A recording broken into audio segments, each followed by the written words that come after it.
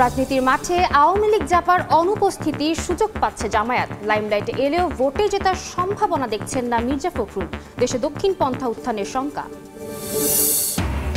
জাতীয় সংসদ ভোট নিয়ে ইসির নির্বাচনী সংলাপ শুরু।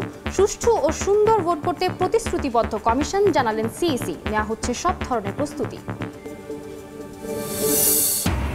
বাংলাদেশে পুনর্গঠনে কাজ করছে অন্তর্বর্তী সরকার। সহযোগিতা দরকার প্রবাসীদের, নিউ ইয়র্কে প্রধান উপদেষ্টা। বিনিয়োগ বান্ধব পরিবেশ গড়ে তোলার প্রতিশ্রুতি। 2 বছর ধরে ঝুলে আছে মালয়েশিয়া যেতে না পারা শ্রমিকদের ভাগ্য। 5 দাবিতে কারওয়ান বাজারে অবস্থান। সরকারের আশ্বাসের পরও সমাধান না হওয়ায় সিন্ডিকেটকে দোষারোপ।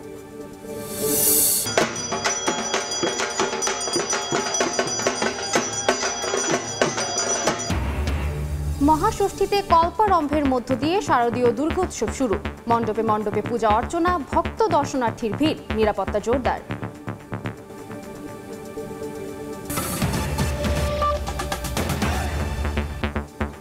সময় সংবাদের সঙ্গে আছি আমি সারিয়া তাসনিম। বাংলাদেশে দক্ষিণপন্থী রাজনীতি উত্থানের চেষ্টা হচ্ছে বলে মন্তব্য করেছেন বিএনপি মহাসচিব মির্জা ফখরুল ইসলাম আলমগীর। নিউ ইয়র্কের সময় সংবাদকে তিনি জানান, জামায়াতে ইসলামী লাইমলাইটে এলেও জনমনে এর খুব বেশি প্রভাব পড়েনি। দলটি আওয়ামী লীগের কার্যক্রম নিষিদ্ধ ও জাতীয় পার্টি নিষ্ক্রিয় থাকার সুবিধা নিচ্ছে বলেও মনে করেন মির্জা ফখরুল। নিউ ইয়র্কে সময় সংবাদকে বিএনপি মহাসচিবের সাক্ষাৎকারের আরেকটি অংশ নিয়ে হাসানুজ্জামান সাকির রিপোর্ট। 5ই আগস্টের পর রাজনীতির মাঠে বিএনপির প্রধান প্রতিদ্বন্দ্বী জামায়াতে ইসলামী। রাজনীতিতে দীর্ঘদিনের সহযাত্রী দল দুটির মধ্যে সাম্প্রতিক সময়ে দূরত্ব বেড়েছে। সংস্কার, জুলাই সনদ সহ নির্বাচন পদ্ধতি নিয়ে বিএনপি জামায়াতের বর্তমান অবস্থান এখন বিপরীতমুখী। বাংলাদেশের মানুষের মধ্যে এসব বিষয় নিয়ে নিউ ইয়র্ক সফররত বিএনপি মহাসচিব মির্জা ফখরুল ইসলাম আলমগীরের সঙ্গে কথা হয় সময় সংবাদের। সাক্ষাৎকারে মির্জা ফখরুল বলেন, ক্ষমতাচ্যুত আওয়ামী লীগের রাজনৈতিক কর্মকাণ্ড নিষিদ্ধ এবং জাতীয় পার্টিও রাজনৈতিকভাবে নিষ্ক্রিয় থাকায় সুবিধাজনক অবস্থানে আছে জামায়াত। বাংলাদেশে তো রাজনৈতিক দল বলতে যে কয়েকটা দল ছিল, আপনার আওয়ামী লীগ, বিএনপি, জাতীয় পার্টি, জামাত, এই 4টাই তো মূল দল ছিল। সেক্ষেত্রে আওয়ামী লীগ নেই, আপনার জাতীয় পার্টির একই ব্যবস্থা প্রায়। এখন বিএনপি আর জামাত আপনার অত্যন্ত যেভাবে হোক তারা লাইমলাইটে এসে গেছে এখন, এবং আপনার মিডিয়ার বদৌলতে এবং তাদের সাংগঠনিক কর্মকাণ্ডের বদৌলতে তারা একটা জায়গায় পৌঁছানোর চেষ্টা করছে। এটা করবেই তারা, এটাই স্বাভাবিক, আপনার করাটাই স্বাভাবিক। তো সেই ক্ষেত্রে আমার কাছে মনে হয় না যে জনগণের মধ্যে জামাতের যে খুব বেশি প্রভাব বেড়েছে, এটা আমার কাছে মনে হয় না। আমি নিজে মাঠের রাজনীতিবিদ, মাঠে যাতায়াত করি, তাতে বুঝতে পারি যে তার গিয়ে সেখানে খুব বেশি একটা নাই। বৈশ্বিক রাজনীতির গতিপ্রবাহ তুলে ধরে বাংলাদেশেও যে তা থেকে বিচ্ছিন্ন নয় তা স্পষ্ট করেন মির্জা ফখরুল। তবে সেই প্রচেষ্টা ভোটের মাঠে সফল হবে না বলে তার বিশ্বাস। সমস্যা হচ্ছে যে আপনার এখানে, আমি এর আগেও বলেছিলাম যে আপনার একটা সারা পৃথিবীতেই আপনার একটা দেখা যাচ্ছে যে দক্ষিণ পন্থা যারা নিয়ে যারা রাজনীতি করে তাদের একটা উত্থান হচ্ছে আর কি। সেক্ষেত্রে বাংলাদেশে এটা চেষ্টা করা হচ্ছে। আর জামাতের একটা অ্যাডভান্টেজ হচ্ছে, জামাত কিন্তু আপনার it's a very organize political party, regimented political party, এবং সেই সঙ্গে তাদের ফান্ড টান্ডও আছে যথেষ্ট। সুতরাং তারা কাজ ওইভাবে করছে। এটা তাদের জন্য কিছুটা প্লাস পয়েন্ট তো নিঃসন্দেহে। তবে জনগণের কাছে গিয়ে সিলেকশনে পুরোপুরি জিতে যাওয়া, এইরকম কোন অবস্থা আমার কাছে মনে হয় না। জাতিসংঘে প্রধান উপদেষ্টার বক্তব্যের পর নির্বাচন নিয়ে সংশয় কিছুটা হলেও কমেছে বলে মনে করেন মির্জা ফখরুল। মির্জা ফখরুল জানান, সারা দেশে বিএনপির সম্মেলন হচ্ছে, সাংগঠনিকভাবে দল গোছানো হচ্ছে। নির্বাচনের আগে সময় মতোই দলের ভারপ্রাপ্ত চেয়ারম্যান তারেক রহমান দেশে ফিরবেন বলেও জানান বিএনপি মহাসচিব। হাসানুজ্জামান সাকি, সময় সংবাদ, নিউ ইয়র্ক, যুক্তরাষ্ট্র। ত্রয়োদশ সংসদ নির্বাচনে অর্ধেক আসনে প্রার্থী চূড়ান্ত করেছে বিএনপি। দ্রুতই তালিকা প্রকাশ করে প্রচারণায় মাঠে নামবে দলটি। যুগপৎ আন্দোলনে মিত্র দলগুলোকে আসন ছাড়তে প্রস্তুত অর্ধশত। তবে প্রার্থিতা পেতে হলে প্রতিযোগিতায় থাকতে হবে জনপ্রিয়তা। বিএনপির ভোট পরিকল্পনার বিষয়ে এমন তথ্য দেন দলটির স্থায়ী কমিটির সদস্য মেজর অবসরপ্রাপ্ত হাফিজ উদ্দিন আহমেদ। ত্রয়োদশ নির্বাচনে জামায়াতের সঙ্গে জোটের সম্ভাবনা নেই। পিআর নিয়ে জলঘোলা বিএনপিকে ঠেকানোর অপচেষ্টা বলে মন্তব্য করেন তিনি। বিস্তারিত জানাচ্ছেন শফিকুজ্জামান রুবেল। দেশে বইছে নির্বাচনী হাওয়া। প্রতিদ্বন্দ্বিতার জন্য নানা কৌশল ঠিক করতে ব্যস্ত দলগুলো। জোট বেঁধে শক্তি বাড়াতে প্রস্তুতির পাশাপাশি একক দল হিসেবেও পরীক্ষা দিতে চলেছেন কেউ কেউ। নির্বাচনের জন্য ঘোষিত সময়ের কয়েক মাস আগে থেকেই প্রার্থী তালিকা নিয়ে মাঠে নেমেছে দলগুলো। বিএনপির স্থায়ী কমিটির সদস্য জানান, ত্রয়োদশ জাতীয় নির্বাচনে ৭০ আসনে একক প্রার্থী দিতে চায় তার দল। এরই মধ্যে অর্ধেক আসনে নির্ধারণ করা হয়েছে প্রার্থী। বাছাইয়ের ক্ষেত্রে গুরুত্ব পেয়েছে ত্যাগ, অভিজ্ঞতা, জনপ্রিয়তা ও ক্লিন ইমেজ। দ্রুতই তালিকা প্রকাশ করে মাঠে নামবে বিএনপি। মোটামুটি ভাবে আমাদের নিজস্ব প্রার্থীদের তালিকা প্রস্তুত আছে, যারা এলাকায় জনপ্রিয়, সাধারণ মানুষের মনে তাদের সম্পর্কে ভালো ধারণা আছে। তো এই ধরনের সৎ, নিষ্ঠাবান, ত্যাগী নেতাদেরকে বিএনপি মনোনয়নের ক্ষেত্রে অগ্রাধিকার দিবে বলে আমরা ধারণা করছি। জনপ্রিয়তা বিবেচনায় যুগপৎ আন্দোলনে মিত্র দলগুলোর জন্য ৪০ থেকে ৫০টি আসন ছাড়তে প্রস্তুত বিএনপি। তবে ত্রয়োদশ নির্বাচনে জামাতের সঙ্গে জোট হওয়ার কোনো সম্ভাবনা নেই বলেও জানান বিএনপির স্থায়ী কমিটির সদস্য মেজর অবসরপ্রাপ্ত হাফিজ উদ্দিন আহমেদ। ৪০ থেকে ৫০টি আসন বিএনপি অন্য দলের প্রার্থীদের জন্য ছেড়ে দেবে। তো এর মধ্যে কারা কারা এই ৪০ বা ৫০ জনের মধ্যে থাকবেন সেটা এখনো স্থির হয় নাই। এই ব্যাপারে আলাপ আলোচনা চলছে। এবার জামাত ইসলামী মনে করছে তারা ইতিহাসে সবচেয়ে কাছাকাছি পৌঁছে গেছে ক্ষমতায়। জামায়াতকে এখনো শত্রু না ভাবলেও দলটির কিছু নেতার বক্তব্য বিব্রতকর উল্লেখ করে হাফিজ উদ্দিন বলেন, পিআরের দাবি বিএনপিকে ঠেকানোর কৌশল। পিআরের মাধ্যমে নির্বাচিত হতে চাওয়া, তারপর তাদের দু একজন নেতার কথায় কিছুটা বিব্রত হয়েছি। তাদের এক নেতা বলেছে তারা সরকার গঠন করবে, বিএনপি বিরোধী দলে থাকবে। ভালো স্বপ্ন দেখা ভালো, বাট সবকিছুর একটা সীমা থাকা উচিত। এদিকে এনসিপি ও গণ অধিকার একীভূত হওয়ার আলোচনাকে শুভ কামনা জানিয়ে বিএনপি নেতা জানান, নির্বাচনের মাঠে তারা বিএনপির ভাবনায় নেই। কোনো প্রকারে সংসদে যদি প্রবেশাধিকার লাভ করা যায় তাহলে তো সোনায় সোহাগা। যাই হোক, সকলের জন্য আমাদের শুভকামনা রইল। শফিকুজ্জামান রুবেল, সময় সংবাদ, ঢাকা। ৫ দফা দাবিতে ঐক্যবদ্ধ আন্দোলন এবং জাতীয় নির্বাচনের প্রস্তুতি সমান তালে চালিয়ে যাচ্ছে জামায়াতে ইসলামী। জুলাই সনদের আইনি ভিত্তি, পিআর পদ্ধতিতে নির্বাচন, লেভেল প্লেইং ফিল্ড নিশ্চিত সহ ৫ দফা দাবিতে যেসব দলের সঙ্গে আন্দোলন করছে তাদের সঙ্গে নির্বাচনী জোটেরও পরিকল্পনা দলটির। একই সঙ্গে ২৯৫টি আসনে প্রাথমিকভাবে প্রার্থী চূড়ান্ত করে ভোটের লড়াইয়ের প্রস্তুতিও চলছে আটঘাট বেঁধেই। তবে সমঝোতা হলে মিত্রদের সঙ্গে আসন ভাগাভাগি নিয়ে কার্পণ্য না করার কথা জানিয়েছে জামায়াতের শীর্ষ নেতৃত্ব। আরও জানব শফিক মুন্সির প্রতিবেদনে। জুলাই সনদের আইনি ভিত্তি প্রদান, সংসদের উভয় কক্ষে পিআর পদ্ধতিতে নির্বাচন সহ ৫ দফা দাবিতে রাজপথে সরব বাংলাদেশ জামায়াতে ইসলামী।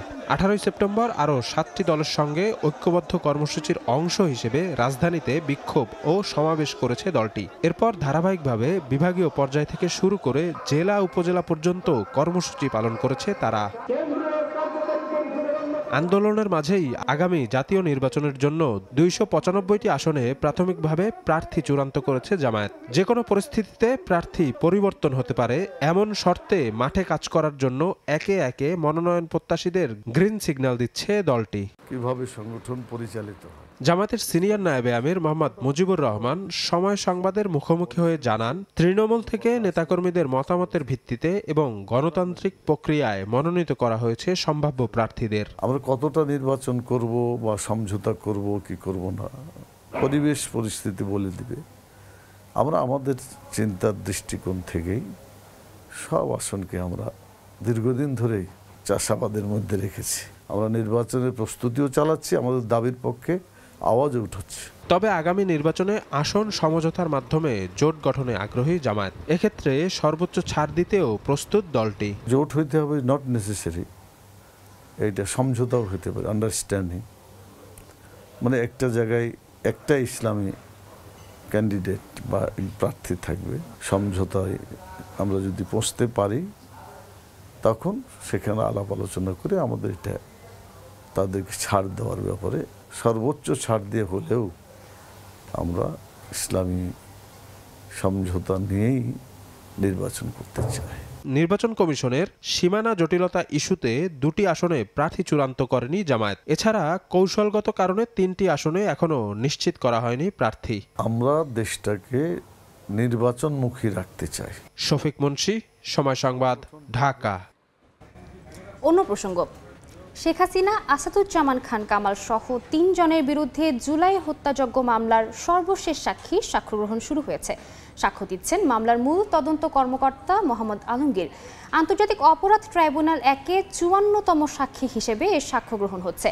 প্রসিকিউশন জানিয়েছে, তদন্তকারী কর্মকর্তার জবানবন্দির অংশবিশেষ ও জব্দ করা ভিডিও প্রদর্শনী সরাসরি সম্প্রচার করা হবে।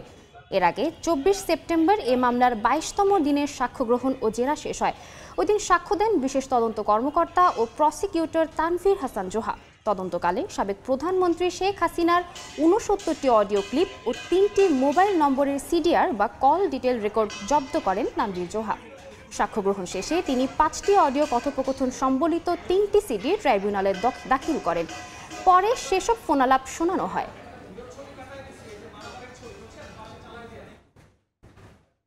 এই মুহূর্তে আন্তর্জাতিক অপরাধ ট্রাইব্যুনালে আছেন আফজাল হোসেন। সরাসরি চলে যাচ্ছে সেখানে। সাক্ষ্য গ্রহণটি শুরু হচ্ছে এবং কিছুক্ষণের মধ্যেই আন্তর্জাতিক অপরাধ ট্রাইব্যুনাল থেকে বিটিভি এবং ট্রাইব্যুনালের প্রসিকিউশনের যে ফেসবুক পেজ সেখান থেকে লাইভ সম্প্রচার করা হবে এবং সেই লাইভ সম্প্রচারটি সারা দেশের মানুষ এবং সারা বিশ্বের মানুষ দেখতে পারবে। এবং এই মামলায় আজকে 54তম সাক্ষী, মামলার তদন্ত কর্মকর্তা, তিনি সাক্ষ্য দিবেন। তার সাক্ষ্য আজকে শুরু হলে সেটি শেষ করতে আরও 2-1 দিন সময় লাগবে, এমনটাই কিন্তু প্রসিকিউশন বলছে। এবং তাকে আবার শেখ হাসিনার পক্ষে যে স্টেট ডিফেন্স রয়েছেন এবং আসাদুজ্জামান কামালের পক্ষে যে স্টেট ডিফেন্স, তাকে জেরা করবেন। এবং এই তদন্ত কর্মকর্তার সাক্ষ্য শেষ হলে এই মামলাটি যুক্তিতর্ক উপস্থাপন হবে। প্রসিকিউশন থেকে বলা হচ্ছে যে 2 পক্ষের যুক্তিতর্ক উপস্থাপন করতে সপ্তাহখানেকের মতো সময় লাগবে। এরপরে এই মামলাটি রায়ের একটি দিন ধার্য করা হবে। আমি বলে রাখি যে এই 54 জন সাক্ষীর মধ্যে এর আগে 2 জন তারকা সাক্ষী তারা সাক্ষ্য দিয়েছেন। একজন হচ্ছেন বৈষম্য বিরোধী আন্দোলনের অন্যতম সমন্বয়ক নাহিদ ইসলাম, এবং তার আগে এই ট্রাইব্যুনালে এসে সাক্ষ্য দিয়ে গেছেন দৈনিক আমার দেশ সম্পাদক মাহমুদুর রহমান। এবং এই মামলার সবচেয়ে বড় সাক্ষী যেটি বলা হচ্ছে যে যিনি আসামি ছিলেন, আসামি থেকে রাজসাক্ষী হয়েছেন সাবেক পুলিশ মহাপরিদর্শক চৌধুরী আব্দুল আল মামুন। জুলাই আগস্টের 3 সপ্তাহের আন্দোলনে কোথায় কোথায় বৈঠক হয়েছে, সেই বৈঠকে কী ধরনের নির্দেশনা দেওয়া হয়েছিল, শেখ হাসিনা কীভাবে মারণাস্ত্র ব্যবহারের নির্দেশ দিয়েছিলেন, গ্যাং অফ 4-এর কথা উঠে এসেছে এই চৌধুরী আব্দুল আল মামুনের সাক্ষ্য গ্রহণের মধ্য দিয়ে। এবং প্রসিকিউশন থেকে বারবার যেটি বলা হচ্ছে যে এই মামলায় 81 জন সাক্ষীর তালিকা ট্রাইব্যুনালে জমা দেওয়া হয়েছিল, কিন্তু 54 জনের সাক্ষ্য গ্রহণ সম্পন্ন করেই এই মামলার সাক্ষ্য গ্রহণ শেষ করা হচ্ছে। তারা বলছেন যে এরই মধ্যে যারা সাক্ষ্য দিয়েছেন এবং এই মামলায় যে জব্দ তালিকা তথ্য প্রমাণ উঠে এসেছে তাতে শেখ হাসিনার বিরুদ্ধে যে অপরাধের যে অভিযোগ সেটির প্রমাণ তারা পেয়েছেন। এবং শেখ হাসিনার বিরুদ্ধে মূল যে অভিযোগ সেটি হচ্ছে যে ঊর্ধ্বতন কর্তৃপক্ষের দায়, অর্থাৎ তিনি প্রধানমন্ত্রী থাকা অবস্থায় কিভাবে সাধারণ মানুষের উপর, ছাত্র জনতার উপর গুলি চালানোর নির্দেশ দিয়েছিলেন সেটি কিন্তু এরই মধ্যে প্রমাণিত হয়েছে। এবং তার আইনে যে সর্বোচ্চ সাজা রয়েছে সেটি তারা প্রত্যাশা করছেন। শুধু শেখ হাসিনা নয়, আসাদুজ্জামান খান কামালেরও একই ধরনের সাজা প্রত্যাশা করছেন। আর যেহেতু চৌধুরী আব্দুল আল মামুন আসামি থেকে রাজসাক্ষী হয়েছেন, সেই বিষয়টি আসলে ফয়সালা করবেন আন্তর্জাতিক অপরাধ ট্রাইব্যুনাল। তো এই ছিল আন্তর্জাতিক অপরাধ ট্রাইব্যুনাল থেকে আমার কাছে সবশেষ খবর। সরাসরি যুক্ত ছিলাম আন্তর্জাতিক অপরাধ ট্রাইব্যুনালে। দেশ পুনর্গঠন প্রক্রিয়ায় অংশ নিতে প্রবাসী বাংলাদেশিদের প্রতি আহ্বান জানিয়েছেন প্রধান উপদেষ্টা professor Mohammad Yunus. NRB connect day উপলক্ষে নিউ ইয়র্কে এক অনুষ্ঠানে সরকার প্রধান বলেন, প্রবাসীরা বাংলাদেশের অবিচ্ছেদ্য অংশ। জুলাই অভ্যুত্থানের পর সৃষ্ট পরিবর্তনগুলো এগিয়ে নিতে প্রবাসীদের গুরুত্বপূর্ণ ভূমিকা পালনের আহ্বান সরকার প্রধানের। নিউ ইয়র্ক থেকে হাসানুজ্জামান সাকির রিপোর্ট। বাংলাদেশ বিনিয়োগ উন্নয়ন কর্তৃপক্ষ বিডার আয়োজনে নিউ ইয়র্কে আয়োজিত এনআরবি কানেক্ট ডের অনুষ্ঠানে যোগ দেন প্রধান উপদেষ্টা ডক্টর মোহাম্মদ ইউনূস। এ সময় করতালি আর স্লোগানে বাংলাদেশের একমাত্র নোবেল জয়ী অর্থনীতিবিদকে স্বাগত জানান প্রবাসীরা। প্রধান উপদেষ্টার বক্তব্যে ঘুরে ফিরে আসে বাংলাদেশের প্রসঙ্গ। 1 বছর আগে কি পরিস্থিতিতে তিনি সরকার গঠন করেছিলেন তা জানান প্রবাসীদের। আমরা প্রত্যেকে নিজে খেলব, যেটুকু অংশ আমরা পারি সেটুকু অংশ আমরা পালন করব, তাহলে সরকার প্রধান বলেন, প্রবাসীরা যে যেখানেই আছেন দেশের জন্য কাজ করতে হবে। আপনারা যেমন গুরুত্বপূর্ণ বাংলাদেশের জন্য, তারাও তাদের জন্য, তাদের দেশের জন্য গুরুত্বপূর্ণ। তারা যদি মনে করে আমরা মাধ্যমে কাজকর্ম করবো, তারা আস্তে আস্তে দেখবে যে রাস্তা খুলে যাচ্ছে। প্রবাসীদের পাঠানো রেমিটেন্সের 21% বেশি প্রবৃদ্ধি অর্জনে অবদান রাখার জন্য বিদেশে থাকা বাংলাদেশিদের প্রশংসা করেন ডক্টর ইউনূস। দেশের অর্থনীতির যে সীমাবদ্ধতা, সেই সীমাবদ্ধতা থেকে আমরা বেরিয়ে যেতে পারবো। আমাদের মনটাও করা হবে, ইন্টারাকশন হবে আশেপাশের দেশের সঙ্গে, এবং আমাদের অর্থনীতির প্রতি একটা বিরাট গতি সঞ্চার হবে।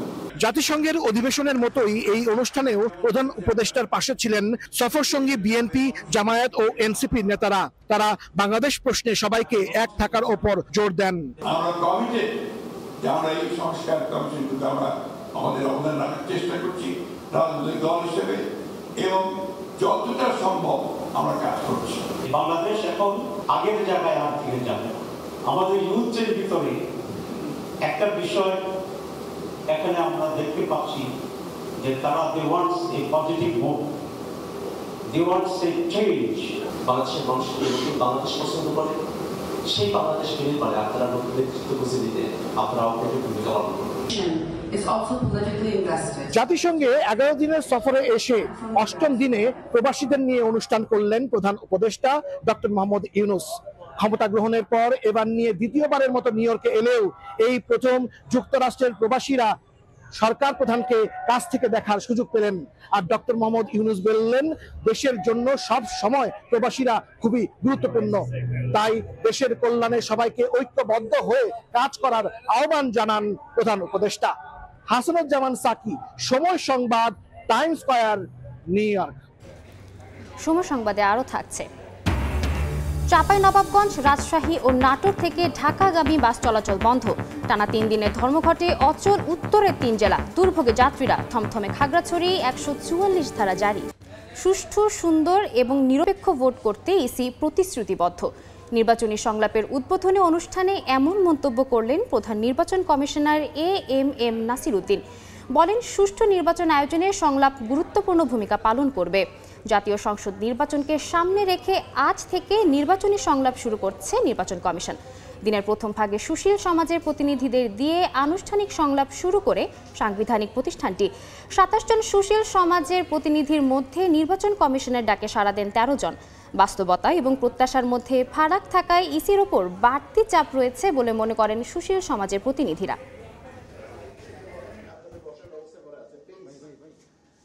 প্রস্তুতি কতটা সার্থক হয়েছে, কতটা সফল হয়েছে, এবং সেটা শুধু যে আপনাদের নির্বাচন কমিশনের জন্য গুরুত্বপূর্ণ তা নয়, কেন বাংলাদেশের জন্য কিন্তু এটা গুরুত্বপূর্ণ একটা ট্রানজিশন। আচরণবিধি বাস্তবায়নের ভাঙলো তা শাস্তিটা কি, সেরকম কিন্তু দৃশ্যমান কোনো শাস্তি কিংবা আয়োজন কিন্তু আমরা দেখি নাই। সেখানে আপনাদের বড়ভাবে কাজ করতে হবে। আমরা এবার এটা অ্যাড্রেস করবো ইনশাল্লাহ, সবাই ভোটের ব্যবস্থা করবো। এই আরেকটা উদ্যোগ আমরা নিয়েছি। আইটি সাপোর্টেড পোস্টাল ব্যালটের মাধ্যমে অনেক পরীক্ষা নিরীক্ষা করে আমাদের অনেক এক্সপার্টদের ওপিনিয়ন নিয়ে আমরা একটা অপশন বের করেছি। এই নির্বাচন অনুষ্ঠানটা সুষ্ঠুভাবে সুন্দরভাবে করার জন্য যা যা প্রস্তুতি নেওয়া দরকার, এই ক্ষেত্রে আমরা অনেক এগিয়ে গেছি। সুষ্ঠু, সুন্দর, বিশ্বাসযোগ্য নির্বাচন দিতে প্রতিশ্রুতিবদ্ধ। এই মুহূর্তে আগারগাঁওয়ে নির্বাচন ভবনে আছেন রিপোর্টার কাউসারা চৌধুরী কবু। সরাসরি যাচ্ছি তার কাছে। সকাল 10:30টায় শুরু হয়েছে এই সংলাপ, এবং সংলাপে যদিও নির্বাচন কমিশন প্রথমে 30 জনকে আমন্ত্রণ জানিয়েছিল, কিন্তু এই 30 জনের মধ্যে 26 জন আসার জন্য আসতে চায়। তারপরে 26 জন আসতে চাইলেও আজকে কিন্তু মাত্র 13 জনকে নিয়েই মূলত প্রথম সংলাপ চলছে। এই 13 জনকে নিয়েই আসলে চলছে নির্বাচন কমিশনের সংলাপ। এদের মধ্যে আছেন রাশেদা কে চৌধুরী, এসেছেন চট্টগ্রাম বিশ্ববিদ্যালয়ের উপাচার্য, এসেছেন ঢাকা বিশ্ববিদ্যালয়ের অধ্যাপক রুবায়ত ফেরদৌস সহ এরকম অনেকে এসেছেন। এর মধ্যে আছেন নিরাপত্তা বিশ্লেষক মোহাম্মদ মাহফুজুর রহমান, অধ্যাপক আব্দুল ওয়াজেদ। এই ধরনের প্রায় 13 জন এসে উপস্থিত হয়েছেন, এবং তারা বলছেন নির্বাচন কমিশনের সামনে অনেকগুলো চ্যালেঞ্জ রয়েছে। এই চ্যালেঞ্জগুলো মোকাবেলা করতে নির্বাচন কমিশনকে স্বাধীন এবং নিরপেক্ষ থাকতে হবে, এবং নির্বাচন কমিশন যদি কোনো দল মতেরও হয়ে থাকে, সেই সব দল মতের ঊর্ধ্বে উঠে তাদেরকে সাহস এবং মেরুদণ্ড সোজা করে দাঁড়ানোর আসলে আহ্বান জানিয়েছেন। তারা বলেছেন যে অতীতের কমিশন সাহস দেখাতে পারেনি, অতীতের কমিশনগুলো এবার যদি নির্বাচন কমিশন যদি সাহস দেখাতে না পারে, তাহলে যেহেতু সামনে অনেক চ্যালেঞ্জ রয়েছে, এই চ্যালেঞ্জগুলো মোকাবেলা করা নির্বাচন কমিশনের জন্য অনেক দুরূহ হয়ে পড়বে। যার কারণে প্রথমেই তারা বলছেন যে প্রথমত নিরপেক্ষ থাকতে হবে কমিশনকে এবং সাহস দেখাতে হবে, তাহলে একটা সুন্দর সুষ্ঠু নির্বাচন চ্যালেঞ্জ মোকাবেলা করতে এই কমিশন সক্ষম হবে। সরাসরি যুক্ত ছিলাম আগারগাঁওয়ের নির্বাচন ভবনে। এবার শারদীয় দুর্গোৎসবের খবর। মহাষষ্ঠীর মধ্য দিয়ে শুরু হলো শারদীয় দুর্গোৎসব। সকালে বেলতলায় চণ্ডীপাঠের মধ্য দিয়ে শুরু হয় ষষ্ঠীর আনুষ্ঠানিকতা। সকাল 9টায় ঢাকেশ্বরী জাতীয় মন্দিরের বেলতলায় কল্পরাম্ভ বিহিত পূজা শুরু হয়। এ সময় বাজতে থাকে ঘণ্টা, কাসর, শঙ্খ, ঢাক ও ঢোলের বাদ্য। উলুধ্বনিতেও মুখর হয়ে ওঠে পুরো বেলতলা। এ সময় প্রার্থনায় মগ্ন হন ভক্তরা।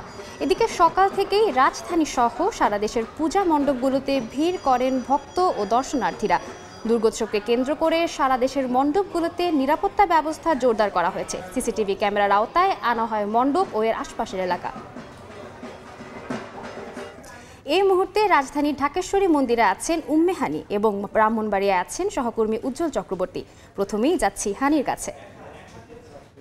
সকালের কল্পারম্ভ বিহিত পূজার মধ্যে দিয়ে কিন্তু শুরু হয় শারদীয় দুর্গা উৎসবের মূল আনুষ্ঠানিকতা এবং জাতীয় মন্দিরের এই বেলতলায় কিন্তু হচ্ছে সকাল থেকেই পুরোহিত নানান পূজা অর্চনা করেছেন এবং মূলত যে কল্পারম্ভ বা বিহিত পূজা যেটি রয়েছে সেটিকে কিন্তু আসলে বলা হয় যে দুর্গাপূজার মূল শুরু। এবং আমরা কিন্তু দেখেছি পুরোহিত মন্ত্র পড়ে ঘট স্থাপন করেছেন এবং এই পূজার সাথে সাথে কিন্তু ঢাক বাদ্যও বেজেছে পুরোদমে এবং ভক্তদের যে আসলে উলুধ্বনিতে কিন্তু মুখর হয়ে ওঠে বেলতলা। এবং এরপর কিন্তু ধূপ প্রদীপ জ্বালিয়ে ফুল আর অঞ্জলি দিয়ে কিন্তু দেবীর উদ্দেশ্যে প্রার্থনা করেছেন পুরোহিত। এই সময় কিন্তু আমরা পুরোহিতকে দেখেছি চণ্ডীপাঠও করতে এবং অর্থাৎ দেবীর মহাত্ম কীর্তনও কিন্তু তিনি করেছেন। এবং এই পুজোর যে পুরো আনুষ্ঠানিকতা সেটি কিন্তু ভক্তরা মন দিয়ে শুনেছেন। মূলত এই মুহূর্তটা আসলে ভক্তদের জন্য অনেকটাই আবেগঘন। অনেকেই চোখ বন্ধ করে প্রার্থনা করেছেন এবং এরপরই কিন্তু পুরোহিত পুষ্পাঞ্জলি দিয়েছেন এবং প্রসাদও বিতরণ করা হয়েছে এর পরপরই। এবং এখন যে অবস্থাটা দেখাচ্ছি চারপাশে সেটি হচ্ছে যে বিকেল 3টার পর আসলে ষষ্ঠী পূজার যে আনুষ্ঠানিকতা রয়েছে তার জন্য কিন্তু এখন ভক্তদের অপেক্ষা। এবং এখন সব ভক্তই কিন্তু মণ্ডপে বসেছেন, প্রসাদ গ্রহণ করেছেন এবং আজ বিকেলে যে বেশ কিছু বিশেষ পূজা রয়েছে যেমন অধিবাস ও আমন্ত্রণ সেটির জন্যই কিন্তু এই অপেক্ষাটি আসলে। এবং এখন আসলে বিকেল 3টার পর যে পুজোর আনুষ্ঠানিকতা সেটির জন্যই এখন ভক্তদের অপেক্ষা। এই মুহূর্তে আমাদের ব্রাহ্মণবাড়িয়ায় রয়েছেন আরেকজন সহকর্মী, তিনি জানাবেন সেখানকার শারদীয় দুর্গা উৎসবের সর্বশেষ খবর। গতকাল সন্ধ্যায় বিল্ল বৃক্ষের নিচে ষষ্ঠী পূজার মধ্য দিয়ে ব্রাহ্মণবাড়িয়ায় 581টি মন্দিরে একযোগে শুরু হয়েছে ষষ্ঠী পূজা অনুষ্ঠিত হয়েছে। কিন্তু আজকে সন্ধ্যায় কিন্তু অনুষ্ঠিত হবে অধিবাস এবং বোধন। এই বোধনের মধ্য দিয়ে দেবীকে আমন্ত্রণ এবং জাগ্রত করা হবে। আমি এই মুহূর্তে আছি ব্রাহ্মণবাড়িয়া শহরের পূর্ব পাইকপাড়া রাম ঠাকুর ক্লাবে। এই মন্দিরটি যেখানে প্রতিষ্ঠিত করা হয়েছে, আপনি জানেন যে ব্রাহ্মণবাড়িয়ার ঐতিহ্যবাহী পুতুল নাচ, সেই পুতুল নাচের আদলে কিন্তু এখানে থিম করা হয়েছে। সেই থিমের আদলে দুর্গা দেবী এবং সরস্বতী লক্ষ্মী এবং কার্তিক গণেশকে সাজানো হয়েছে। এখানে আমরা দেখতে পাচ্ছি বিভিন্ন কারুকার্যমণ্ডিত প্যান্ডেলটি করেছেন। এখানে আমরা দেখেছি বাঁশ, বেত ইত্যাদি সামগ্রী ব্যবহার করে কিন্তু তারা প্যান্ডেলটি সাজিয়েছেন। পাশাপাশি আপনাকে জানিয়ে রাখি ব্রাহ্মণবাড়িয়া যে 581টি পূজা মণ্ডপ প্রত্যেকটি কিন্তু এক একটি থিম দিয়ে কিন্তু করা হয়েছে। এবং আজকে সকাল 10:43 পর্যন্ত ষষ্ঠী থাকবে এবং কিন্তু পরে কিন্তু সপ্তমী পূজা অর্থাৎ সপ্তমী তিথি শুরু হবে। এর মধ্য দিয়ে কিন্তু সপ্তমী তিথি আগামীকাল দুপুর 1:45 পর্যন্ত কিন্তু থাকবে। তার মধ্যে কিন্তু আগামীকাল সকালে সপ্তমী পূজা শেষ হবে, অর্থাৎ 12:43 মধ্যে সপ্তমী পূজা শেষ হবে। এর মধ্য দিয়ে কিন্তু অষ্টমী তিথিও কিন্তু আগামীকাল লেগে যাবে। এর মধ্যে সকালে কিন্তু পুরোহিত তার পবিত্র মন্ত্রে প্রত্যেকটি মণ্ডপে কিন্তু ঘটস্থাপন, চক্ষুদান, প্রাণ প্রতিষ্ঠা সহ যে আনুষঙ্গিক যে বিষয়গুলো আছে সেগুলো তারা করবেন। ধর্মীয় শাস্ত্র আচার অনুযায়ী কিন্তু তারা সেটি করবেন বলে আমাদেরকে জানিয়েছেন। এবং পূজা শেষ অন্তে অর্থাৎ অঞ্জলি প্রদান করবেন। অঞ্জলিতে কিন্তু নিজের পরিবারের পাশাপাশি দেশ জাতির কল্যাণে কিন্তু তারা প্রার্থনা করবেন বলে আমাদেরকে জানিয়েছেন। তো সার্বিকভাবে এইটুকু ছিল ব্রাহ্মণবাড়িয়ার পূজা মণ্ডপ থেকে আমার কাছে থাকা সর্বশেষ তথ্য। এতক্ষণ যুক্ত ছিলাম ব্রাহ্মণবাড়িয়ায়, এর আগে রাজধানী ঢাকেশ্বরী জাতীয় মন্দিরে। দেখছেন সময় সংবাদ, সঙ্গেই থাকুন। বেশি সময় ধরে ঝুলে আছে মালয়েশিয়া যেতে না পারা শ্রমিকদের ভাগ্য। 5 দাবিতে রাজধানীর কারওয়ান বাজারে বিক্ষোভ করেন তারা। সরকারের আশ্বাসের পরও সমাধান না হওয়ায় সিন্ডিকেটকে দোষারোপ করেন কর্মীরা। সকাল 10টার দিকে সড়ক অবরোধ করে বিক্ষোভ শুরু করেন আন্দোলনকারীরা।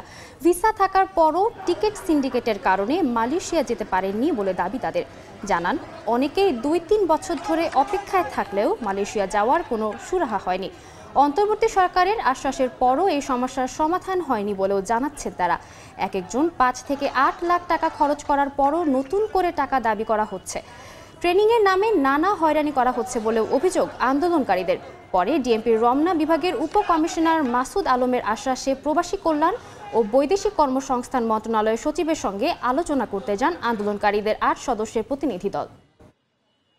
আমরা সবাই টিটিসি থেকে ট্রেনিং করার পরেও এখন তারা বিভিন্ন ধরনের তালবাহানা দিচ্ছে।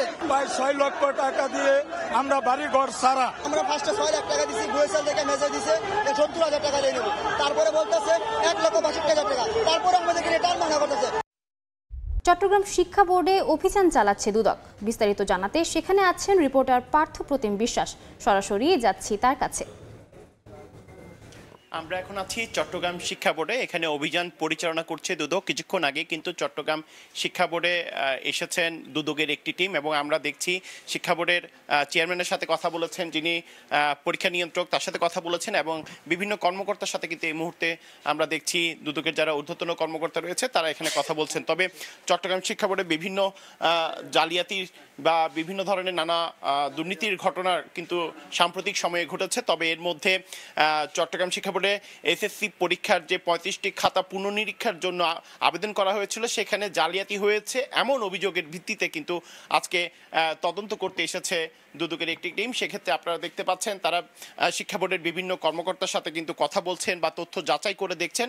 সেক্ষেত্রে যখন পুরোপুরি অভিযান শেষ হবে তখন আমাদেরকে আসলে যে অভিযোগটি নিয়ে এখানে অভিযান পরিচালনা করা হচ্ছে সেই সাথে শিক্ষা বোর্ডের বিভিন্ন কেনাকাটা সংক্রান্ত বিভিন্ন বিষয়ে দুর্নীতি রয়েছে এমন অভিযোগও কিন্তু এখানে এই মুহূর্তে আমরা দেখছি অভিযান পরিচালনা করা হচ্ছে। তো সেক্ষেত্রে যখন পুরোপুরি অভিযান শেষ হবে সেক্ষেত্রে আমরা কথা বললে জানতে পারবো আসলে কি কারণে এখানে অভিযান পরিচালনা করা হয়েছে এবং কি সত্যতা পাওয়া গেছে। এবং চট্টগ্রাম শিক্ষা বোর্ডে আসলে প্রতিনিয়ত ঘটছে ভয়াবহ জালিয়াতির ঘটনা। পরীক্ষায় অংশগ্রহণ না করেও জিপিএ 5 পাওয়ার নজির কিন্তু এখানে রয়েছে। আবার কখনো মেয়ের পরীক্ষা দিচ্ছে ছেলে শিক্ষার্থী জালিয়াতি করে পুনর্নিরীক্ষণে বাড়িয়ে দেওয়া হচ্ছে নাম্বার। এছাড়া সাম্প্রতিক সময়ে কিন্তু 10 লাখ খাতা উধাও হওয়ার ঘটনাও কিন্তু চট্টগ্রাম শিক্ষা বোর্ডে ঘটেছে। তো সেক্ষেত্রে বলা যায় বিভিন্ন ধরনের অভিযোগ কিন্তু চট্টগ্রাম শিক্ষা বোর্ডে রয়েছে। তো সেক্ষেত্রে বিভিন্ন অভিযোগ নিয়ে কিন্তু আজকে তদন্ত চালাচ্ছে দুদক। তো এই ছিল আমার কাছে এখনো পর্যন্ত চট্টগ্রাম শিক্ষা বোর্ড থেকে এখানকার সর্বশেষ খবর। সরাসরি যুক্ত ছিলাম চট্টগ্রাম শিক্ষা বোর্ডে। সময় সংবাদে আরও থাকছে, ইমরান খানের মুক্তি দাবিতে জনসমুদ্র পাকিস্তানের খাইবার পাখতুনখোয়া। অন্য প্রদেশ থেকেও সমর্থকদের ভিড়, আন্দোলনকে জাতির স্বাধীনতা আখ্যা। রাজশাহীতে টানা 3 দিনের মতো চলছে বাস মালিকদের ধর্মঘট। বন্ধ রয়েছে চাঁপাইনবাবগঞ্জ, রাজশাহী ও নাটোর থেকে ঢাকাগামী বাস চলাচল। শ্রমিকদের বেতন বৃদ্ধির ইস্যুকে কেন্দ্র করে বাস চলাচল বন্ধ রেখেছে মালিকপক্ষ। সকালে বাস স্ট্যান্ডে গিয়ে ঢাকাগামী গাড়ি না পেয়ে চরম ভোগান্তিতে পড়েন যাত্রীরা। মালিকরা বলছেন শ্রমিকদের বেশিরভাগ দাবি এরই মধ্যে পূরণ করা হয়েছে, তারপরও কিছু ছোটখাটো বিষয় নিয়ে দ্বন্দ্ব চলছিল। তাই বৃহস্পতিবার রাতে হঠাৎ বাস চলাচল বন্ধের সিদ্ধান্ত নেন তারা। খাগড়াছড়িতে স্কুল ছাত্রী ধর্ষণের বিচারের দাবিতে অনির্দিষ্টকালের জন্য সকাল সন্ধ্যার সড়ক অবরোধ চলছে। আইনশৃঙ্খলা পরিস্থিতি নিয়ন্ত্রণে রাখতে 144 ধারা জারি করেছে প্রশাসন। সকাল থেকে জেলা শহর ও শহরতলিতে সব ধরনের যান চলাচল বন্ধ রয়েছে। ছেড়ে যায়নি কোনো দূরপাল্লার বাস। এছাড়া সাধারণ মানুষও বাসা বাড়ি থেকে বের হতে পারছেন না। তবে সাজেকে আটকে পড়া প্রায় 2147 পর্যটককে শনিবার রাতেই সেনাবাহিনীর বিশেষ নিরাপত্তায় ঢাকার উদ্দেশ্যে পাঠানো হয়েছে।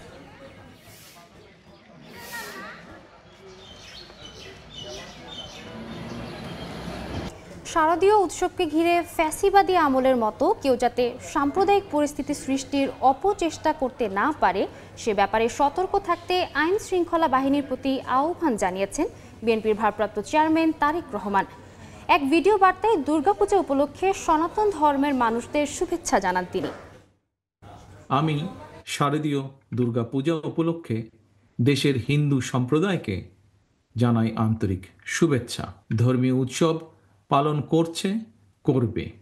এটি বাংলাদেশের আবহমানকালের ধর্মীয় সামাজিক মূল্যবোধ ও সংস্কৃতির সৌন্দর্য। একজন বাংলাদেশী হিসাবে এর ভিতর দিয়েই পরিস্ফুটিত হয়ে ওঠে আমাদের বিভিন্ন ধর্ম, গোত্র, সম্প্রদায়ের মধ্যেকার পারস্পরিক বন্ধুত্ব, সম্প্রীতি, সৌহার্দ্য এবং ভ্রাতৃত্ব।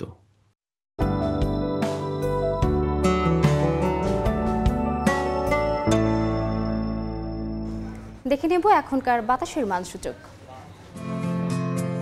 বায়ুমান বিষয়ক সংস্থা IQAir এর সূচক অনুযায়ী বাংলাদেশে এখনকার বাতাসের মান: ঢাকা বিভাগের বায়ুমান 66, যা সন্তোষজনক, বাতাসের আর্দ্রতা 65%। চট্টগ্রাম বিভাগে বায়ুর মান 58, এটিও সন্তোষজনক, বাতাসের আর্দ্রতা 74। রাজশাহী বিভাগে বায়ুর মান 90, যা সন্তোষজনক, আর্দ্রতা 66%। সিলেট বিভাগে বায়ুর মান 71, যা সন্তোষজনক, বাতাসের আর্দ্রতা 68। খুলনা বিভাগে বায়ুর মান 66, যা সন্তোষজনক, বাতাসের আর্দ্রতা 69। বরিশাল বিভাগে বায়ুর মান 61, এটিও সন্তোষজনক, আর্দ্রতা 63%। রংপুর বিভাগের বায়ুমান 86, যা সন্তোষজনক, বাতাসের আর্দ্রতা 68। ময়মনসিংহ বিভাগের বায়ুর মান 78, এটিও সন্তোষজনক, বাতাসের আর্দ্রতা 65%। সারা দেশে বায়ুর মান সবচেয়ে ভালো চট্টগ্রামে 58 আর সবচেয়ে খারাপ রাজশাহীতে 90। দেখছেন সময় সংবাদ। পাকিস্তানের কারাবন্দী সাবেক প্রধানমন্ত্রী ইমরান খানের মুক্তির দাবিতে জনসমুদ্রে পরিণত হয়েছে পাকিস্তানের খাইবার পাখতুনখোয়া প্রদেশ। স্থানীয় সময় শনিবারের আন্দোলনে পাঞ্জাব, সিন্ধু, বেলুচিস্তান, গিলগিত বালতিস্তান থেকে দলে দলে যোগ দেন তার সমর্থকরা। একে জাতির স্বাধীনতা বলে আখ্যা দিয়েছেন পিটিআই নেতা। স্থানীয় সময় শনিবার পাকিস্তানের সাবেক প্রধানমন্ত্রী ইমরান খানের মুক্তির দাবিতে খাইবার পাখতুনখোয়া প্রদেশের রাজধানী পেশোয়ারে জড়ো হন হাজারো সমর্থক। পাকিস্তান তেহরিক-ই-ইনসাফের নিয়ন্ত্রণে থাকা শহরটির সমাবেশে যোগ দেন তার বোন আলিমা খানও। ইমরান খানের জন্য সবাই এখানে সমবেত হয়েছে। প্রত্যেকের উচিত জেলের বাইরে গিয়ে আন্দোলন করা, যতক্ষণ না পর্যন্ত পিটিআই নেতাকে মুক্তি দেয়া হয়। ইমরান খানের মুক্তির দাবিতে কড়া বার্তা দিয়েছেন খাইবার পাখতুনখোয়ার মুখ্যমন্ত্রী আলী আমিন গান্দাপুর। তার সরকার প্রদেশটিতে কোনো সামরিক অভিযান সমর্থন করে না বলেও স্পষ্ট বার্তা দেন তিনি। আয়োজকদের দাবি শুধু খাইবার পাখতুনখোয়া নয়, পাঞ্জাব, সিন্ধু, বেলুচিস্তান, গিলগিত বালতিস্তান ও আজাদ কাশ্মীর থেকেও ব্যাপক সমাগম ঘটেছে সমর্থকদের। 2018 সালে প্রধানমন্ত্রী নির্বাচিত হয়েছিলেন সাবেক ক্রিকেটার ইমরান খান, কিন্তু ক্ষমতায় আসার পর সেনাবাহিনীর সঙ্গে সম্পর্ক খারাপ হলে 2022 সালে পার্লামেন্টে অনাস্থা ভোটে তাকে অপসারণ করা হয়। 2023 সালের মে মাসে তার গ্রেফতার ঘিরে দেশ জুড়ে শুরু হয় সহিংস বিক্ষোভ, যার দায়ে পিটিআই এর উপর নেমে আসে কঠোর দমন নীতি। ইমরান খানের দাবি, তার বিরুদ্ধে সব মামলা রাজনৈতিক উদ্দেশ্য প্রণোদিত। সেনাবাহিনীর মদদেই পিটিআই ভাঙার চেষ্টা চলছে। এরই মধ্যে শত শত নেতাকর্মী ও পার্লামেন্ট সদস্য 2023 সালের বিক্ষোভ সংশ্লিষ্ট অভিযোগে দোষী সাব্যস্ত হয়েছেন। 2024 সালের জাতীয় নির্বাচনে সবচেয়ে বড় দল হিসেবে উত্থান হয় পিটিআই এর। তবে দলটির অভিযোগ, ভোট কারচুপির কারণে আরও আসন থেকে বঞ্চিত হয়েছে তারা। শেষ পর্যন্ত অন্যান্য দল মিলে জোটবদ্ধ হয়ে সরকার গঠন করেন প্রধানমন্ত্রী শাহবাজ শরীফ। অবশ্য নির্বাচনে কারচুপির অভিযোগ অস্বীকার করেছেন তিনি। মৌসুমী সাথী, সময় সংবাদ। দেখছেন সময় সংবাদ। এশিয়া কাপের ইতিহাস গড়া ফাইনালে ভারত পাকিস্তান মহারণ। ফাইনাল ব্যাটেলের আগে অনুশীলনে আসেনি টিম ইন্ডিয়া, করেছে রিকভারি সেশন। অন্যদিকে বড় শটের মহড়ায় নিজেদের ঝালিয়ে নিয়েছে পাকিস্তান। চাপ সামলে নিজেদের সেরাটা দেওয়ার প্রত্যয় দু দলের। ভারতের নবম নাকি পাকিস্তানের তৃতীয় শিরোপা, দুবাইয়ে উত্তর মেলানোর লড়াই শুরু হবে বাংলাদেশ সময় রাত 8:30টায়। পরিসংখ্যানে পিছিয়ে পাকিস্তান, শেষবার এই ফরম্যাটে ভারতকে হারানোর স্মৃতি 3 বছর আগে। এরপর টানা 4 ম্যাচে হার। এই টুর্নামেন্টে খেলা 2 ম্যাচে তো পাত্তাই পায়নি সালমান আঘার দল। আনপ্রেডিক্টেবল পাকিস্তান অনুশীলন করেছে ফুরফুরে মেজাজে। আইসিসি একাডেমিতে যখন ঘাম ঝরিয়েছে পাকিস্তান, তখন হোটেলবন্দি সময়ে পার করেছে টিম ইন্ডিয়া। শ্রীলঙ্কা ম্যাচের ধকল কাটাতে অনুশীলন করেনি সূর্যা কুমারের দল, এমনকি গণমাধ্যমের মুখোমুখিও হয়নি দলের কোনো সদস্য। টি-20তে 2 দল মোট 15 বার মুখোমুখি হয়েছে। 12 জয় ভারতের, 3 বার হেসেছে পাকিস্তান। 3 জয়ের দুটোই এসেছে এই দুবাই ইন্টারন্যাশনাল স্টেডিয়াম।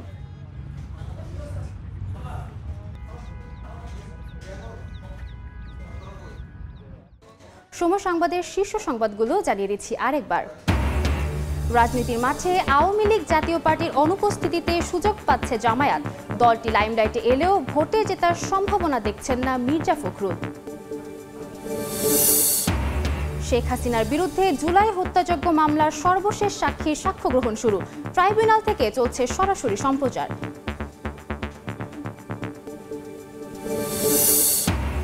এবং 2 বছর ধরে ঝুলে আছে মালয়েশিয়া যেতে না পারা শ্রমিকদের ভাগ্য। 5 দাবিতে কারওয়ান বাজারে অবস্থান, সরকারের আশ্বাসের পরও সমাধান না হওয়ায় সিন্ডিকেটকে দোষারোপ।